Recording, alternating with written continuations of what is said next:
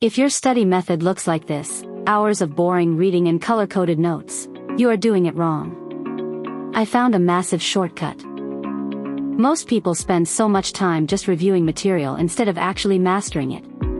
It's inefficient and it's exhausting. The difference between old-school studying and using AI isn't just convenience, it's fundamentally changing how you process knowledge.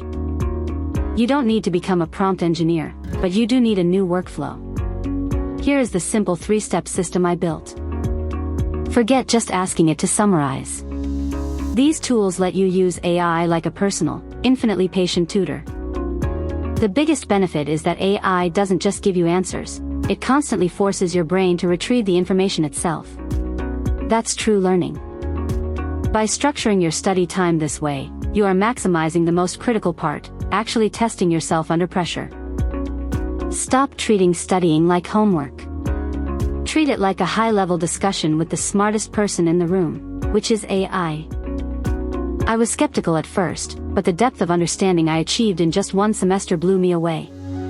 My grades saw massive improvements. A human summary is great, but the AI can pull connections between subjects and concepts that you wouldn't even think to link together. Don't stop at simple questions. Push it.